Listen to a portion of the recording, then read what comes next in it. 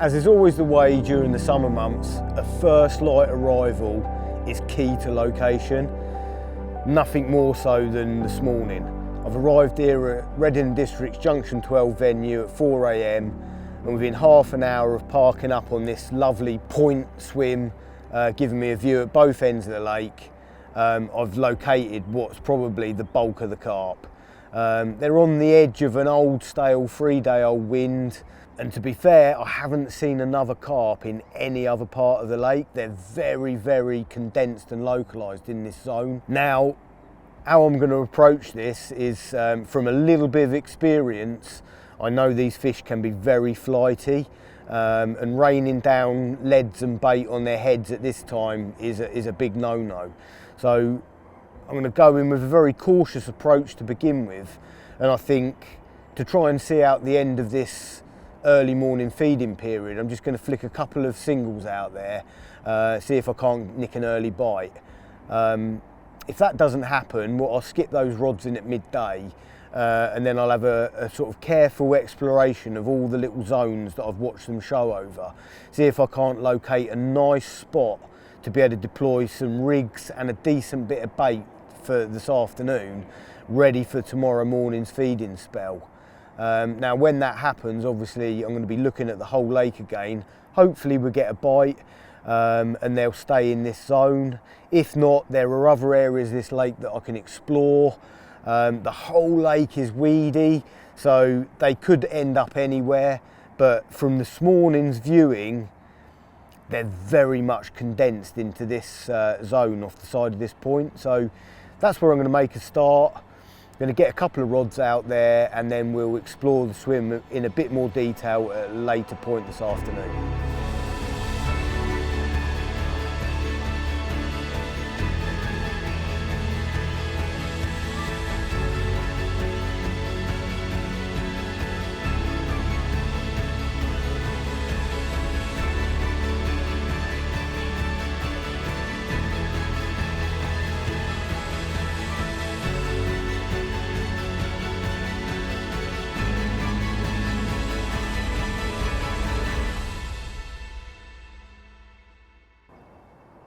Very happy with those. I don't think we're going to have to do a great deal of leading about later.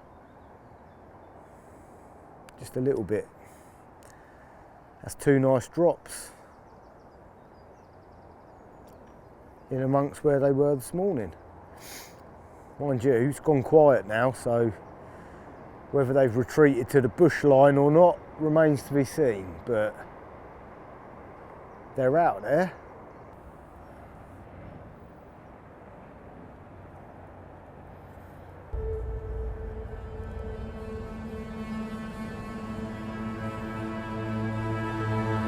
Did tell you, Joe, get ready.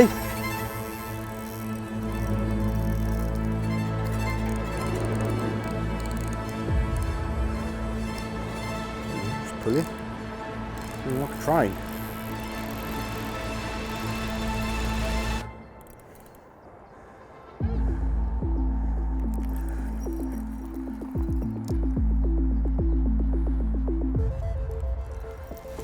Watch these overhangs, mate.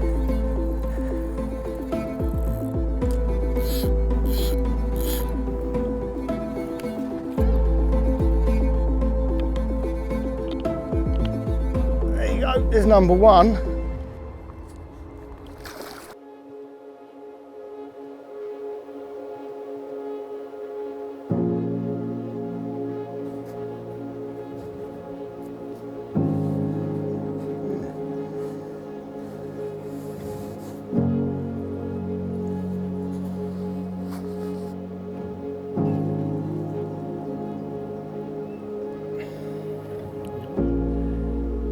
That was a lovely start, wasn't it? Paid off, you know, not going in too heavy. 3 casts, 3 drops, just as we sort of were hoping, and caught the end of that morning feeding spell. So yeah, took about all of a minute, which was a right result. Lovely to get one nice and early on your first morning, of course. It's absolutely the reason you come. And yeah, a spawned out male by the look of things. Got a couple of scales missing and full of fury. Give me a great battle out there. Tried to get me under the bushes, but yeah, he went in the net. And that lovely stealthy approach with the fluorocarbon, long fluorocarbon links and a little bright pop-up for the morning just worked perfectly. So yeah, can't ask more than that. Let's get him back.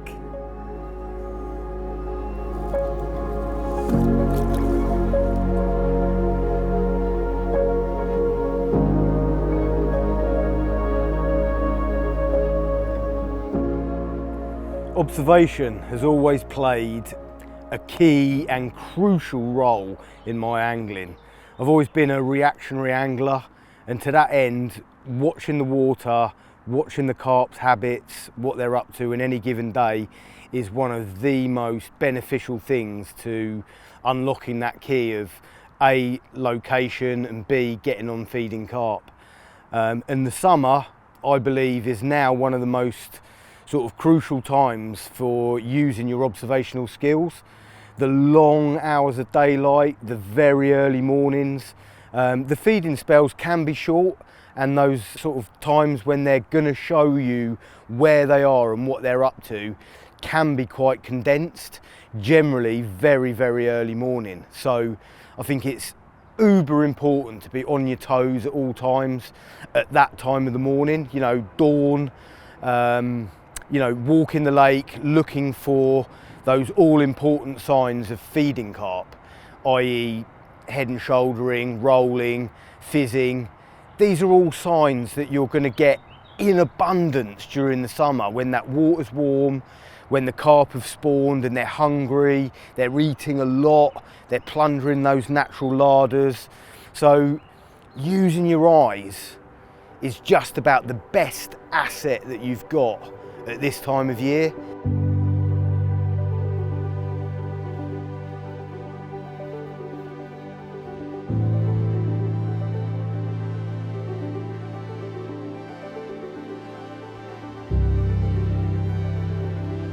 Following on from all that action this morning, all the shows and that quick bite, things have slowed up quite dramatically, to be fair.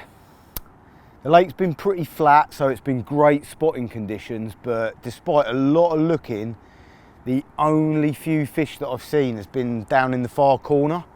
So plans have changed slightly. Now, I have been to this lake a number of times in the past, but it's not somewhere I come very often. So I've got a bit of a heads up on how these fish operate, and very often they're a bit flighty, especially when they've turned up into an area and then you've put leads out, caught one. So I think realistically, rather than conditions, it's just angling pressure that's put them into a new zone. Now, there's a number of ways I could approach it, but being a predominantly reactionary angler, I'm going to move swims. I'm going to take a punt on this and go on what I've seen today.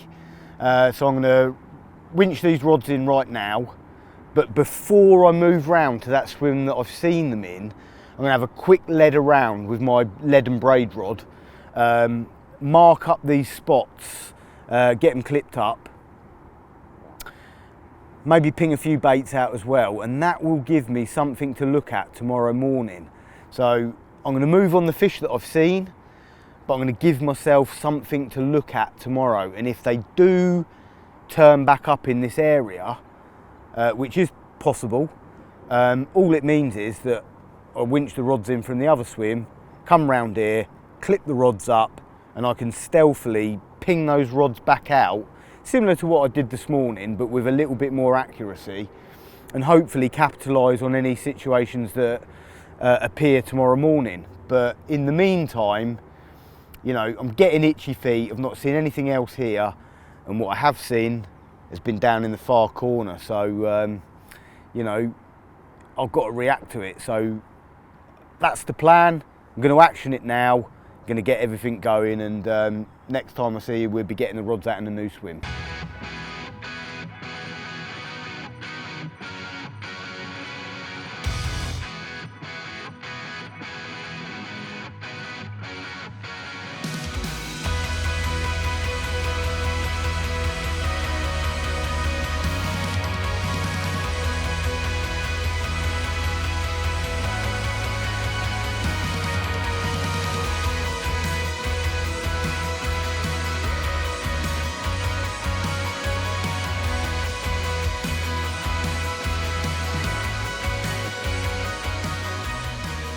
So from watching the actions of these fish this morning, it was pretty clear to me that they were harvesting big wide areas of the lake and the lake bed, all over the scrubby weed and around the weed growth and whatnot, just sort of getting in amongst all the snails and crustaceans and the like.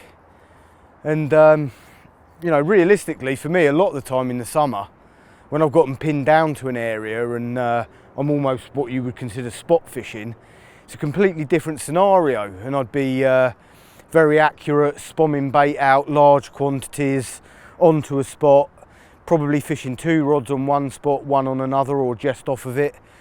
And very often that's how the summer goes. You know, you've got them pinned down to a big weed bed and you're feeding them big quantities of food, reaping the rewards. But in this situation on this lake that doesn't get fished anywhere near as much, the fish are a lot, or seemingly a lot more nomadic from what I've witnessed anyway.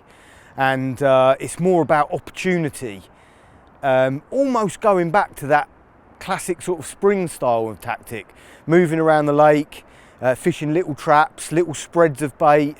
And I'd rather use the stick, be a little bit more subtle so I'm not crashing the spom in. And I've got a float out there now, but you know, it's only taken a cast, and you know, I can quickly scatter a number of baits around the float with the stick, and then I know that my rig's going to sit amongst that. The fish will browse over that area, picking the odd bait up. The rigs work really efficiently in that scenario. It's not a big scary sort of food signal for those carp either. So I feel like it's a more subtle, and it's certainly a tactic that's worked on this lake for me before on previous trips, and you know, it looks like it's going to be the same situation again this time. You know, with more time at my disposal and maybe a few prior trips, I might well have nailed something down and got a bed of bait out there that they would be visiting. But in these sort of scenarios, this is my preferred tactic. I like to be mobile, I like to be reactive and use my observational skills to track the carp around the lake, taking little opportunities as and when they come. So that's how we're approaching it this evening.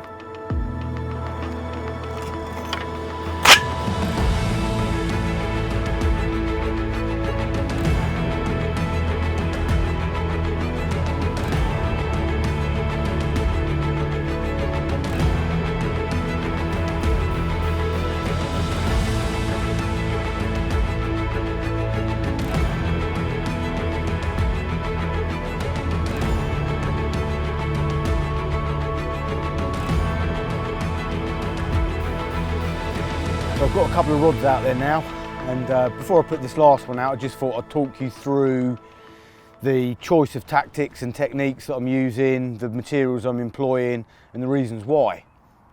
You know, this lake, although I don't come here very often, I do know a bit about it, and over the years it's become a lot more pressured. The carp have definitely become a lot cuter, and it's always been well known as a clear pit. It's quite a young pit, and after fishing young pits over a period of time, you come to realise that the water quality is always pretty good. You get that rapid weed growth, big filtration, clear water situations. To that end, when you put that in the mix with pressured carp that are getting fished for quite regularly, you are really wanting to go down the route of stealth. Certainly I am. And in that clear water, I want to do everything to enable my fishing scenarios to be discreet and as invisible to the carp as possible, really. Because obviously, you know, they're going to be scrutinising any areas that look unsafe, so baited areas. And certainly during the daylight hours, everything's going to be very, very obvious in this sort of vodka clear water that we've got here today. So the first thing that I chose was the fluorocarbon, the FTX from Thinking Anglers, in the 16-pound breaking strain. This is a weedy pit. There's some big fish in here, up to mid-40s. So I wanted to go belt and braces with that. It's not a large lake, so I didn't feel the need to go down to the £14 for any casting sort of distance or whatever. I wanted the sinking properties of the fluorocarbon and that tinted sort of element to it that just makes it super invisible in these sort of conditions. Alongside that, obviously, I wanted to choose a hook link that married up with that, so I've gone for the £25 tint link, and the rig choice is sort of appertaining to the style of angling that I've chosen to do on this in this particular session, which is reactive fishing through observation, moving around the pit, fishing for opportunities. So I've gone for my real old faithful standard, which is a hinge stiff rig, a long boom. The reason for that is there's a leader ban on the water. I've elected to go straight through with the fluorocarbon to our new lead clip with the long tapered tail rubber at the back. So it's nice and stealthy. I've added a couple of drops of our putty up the back of it there, just to make sure that last couple of feet are pinned down to the bottom. Ring swivel, small loop, and then a nice long tinted fluorocarbon boom. And then I've done my sort of ever faithful multi-rig style end arrangement here, hooking arrangement. So I've gone for a small swivel, doubled over section of recoil in the £30 and a size 4 beak chod. I've got a couple of them out on what we would call sort of match the hatch corkball pop-ups, and the third one, because I'm fishing this in an uber shallow water, I've gone for a 14mm mulb. It's much more resilient to the attention of bird life. It's quite bright, but matches that washed out manila, which is the chosen bait that I've used for this session. So as long as I get a drop with the lead, I'm pretty convinced that my presentation is fishing for me effectively, discreetly, and it's worked. Prime example was this morning, casting at shows, worked perfectly, and this rig and this setup's caught me fish up to upper 30s on this lake in years gone by. So yeah, works well, gives you confidence, nice long boom, evenly weighted pop-up, discreet, really effective in these sort of conditions.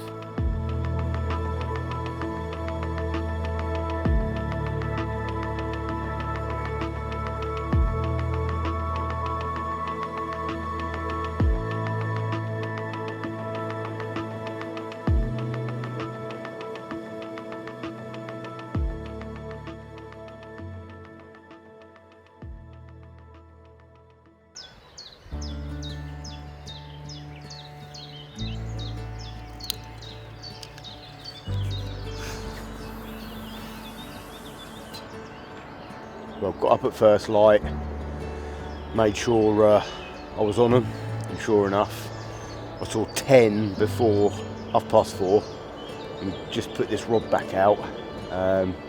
We just had one, and seen another couple while I'm recasting. So yeah, we're proper on them. They're here in numbers.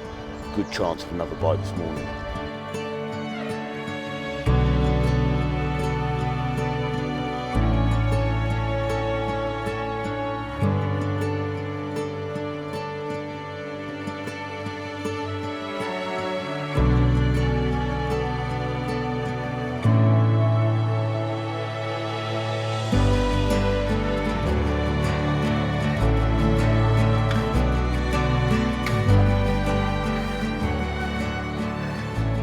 Just on first light this morning, we got this old brute of a carp. Proper A-grade Shackleford strain. Let's have a look at her. £39 two.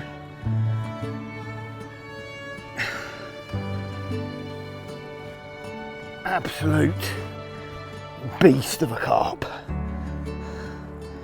How's that? What an absolute creature. That's why you come to Junction 12. Big, thick set, scaly mirror carp. Summer colours, big plates, massive old bulldozer head. Yeah. Certainly made my morning, this one.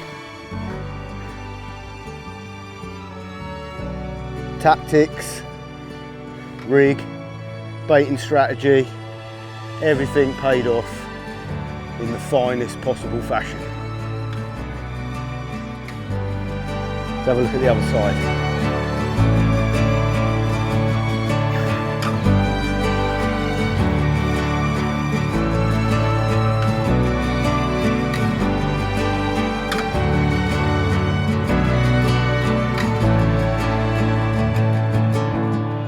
Chuffed to bits with you, mate. What a morning that has turned out to be. Everything worked in absolute harmony. Thank you very much. Right, let's get you back.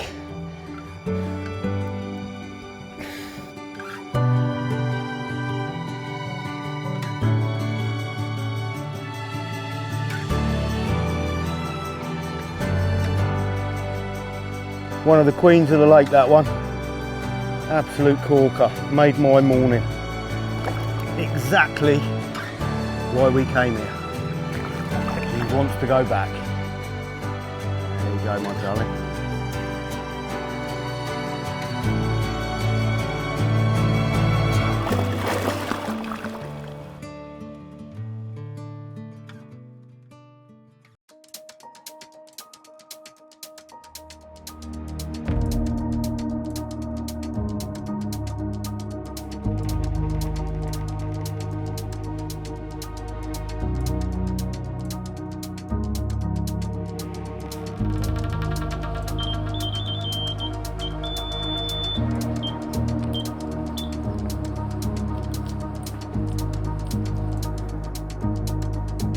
Getting the weed at the back of that spot.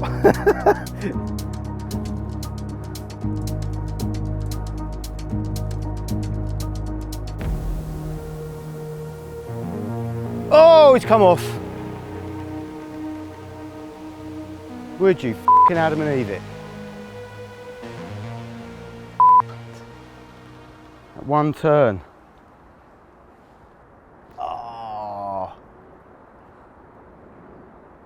Razor sharp, just can't odds it sometimes. Good scrap. Gutted. Sake. So as you can probably tell, pretty gutted about losing that one. That's off the same rod that I had the bite from this morning. I mean, done all the hard work, got it out of 2 weed beds, good powerful fight. Up the tree line, I mean, it was almost ready. I was almost going to put the net in the water. I just saw it. Luckily, it wasn't an absolute giant, but it's still a nice carp. And I don't like losing them under any circumstances. And the reason I use these rigs and these staples in my angling is because of their consistency, because of the fact that I've got so much faith in them, caught so many carp and lose so few. When every now and again you do lose one, it really hurts, and it is unusual. You know, that's the first carp I've actually lost this year, so that tells you something. And you know, it is an unusual occurrence, and I'm rightly miffed about it because we put a lot of hard work into moving about and whatnot. And you know, to be fair, I was thinking about moving. Because we're seeing quite a few fish behind the spot on the other bank. But I think what I'm going to do now is, before I make that decision, I'm going to re-rig this rod up, new hook, wrap it back up, ping it back out there, and then I'm just going to have a slow tidy up, keep watching the water, and make my decision. Because obviously, you know, that's 2 bites now out of the swim this morning, and even though it looks like the bulk of them have moved, they're still visiting. So I've got to weigh it up. I've got 1 night left. I've got to be away early tomorrow. So, you know, it's a big decision to make. We've already moved this trip. So, yeah, let me get this rod out and I'm gonna have a little think about what I'm gonna do.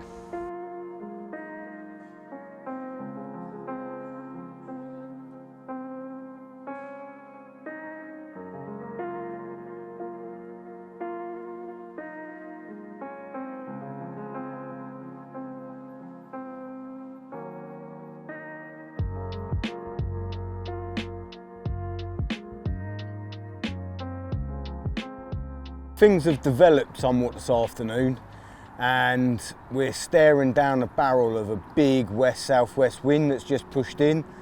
Wasn't really forecast, but not as strong as this, but obviously I wanted to just stay put for a while and see what happened, and things developed and the carp have started turning up again in numbers, and that has made me realise that a move would be just a move for move's sake, what I saw this morning.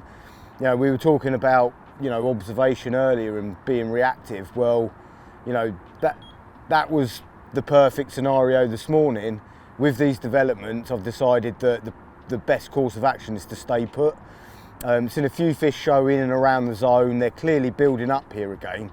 I haven't had a bite, but what I'm going to do is winch the rods in, use this little sort of quiet spell to get some bait back out there, because obviously they have been visiting me, and whilst it's still choppy I'll get that bait in there, get some rigs re-tied up, get the baits on, get everything wrapped up ready for this evening, and then when it calms down a little bit I'll ping those rods back out there and everything's settled then for the night ahead. It's the last night, so you know, I want to get all this prepped up early. I've seen enough to make me want to stay here, so that's the plan. Going to get these rods in now and yeah, get some bait in.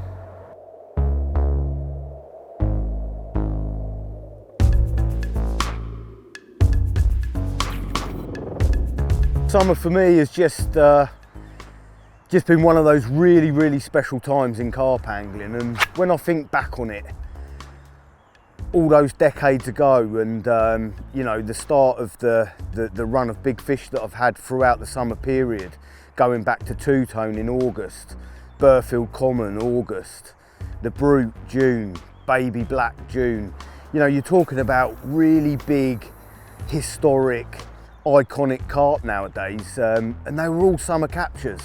You know, big males, they really are at their peak at this time of year, some of those carp, and yeah, really for me, summer epitomises carp fishing. I just absolutely love it. These days in the high summer, 4 o'clock starts, late finishes, you know, it does take its toll when you're looking hard, and you know, it's all about enjoyment. So I'm going to get a nice bit of food, an early night, and hopefully a fish by the morning.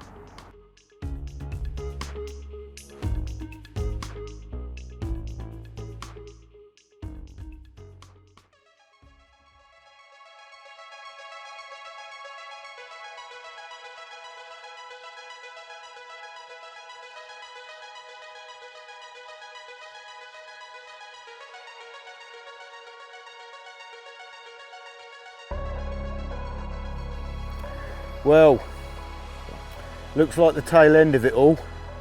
Fish have definitely shot off up the other end. Been watching them this morning, and if I was to stay, I would certainly be moving. But right at the tail end of the morning period, I've had a little result. Had this one, and it's made a lovely end to the trip. But I'm going to get him back, get myself packed away and get on that motorway back to Kent. We've had a lovely couple of days down here. Just like to thank Dell very much for letting us onto the venue. Junction 12, it's been a great trip. Had a couple of cool carp, a lovely big one, and a bit of action, and it's been a very lovely, summery, changeable trip that produced the goods. And yeah, I've enjoyed every minute of it.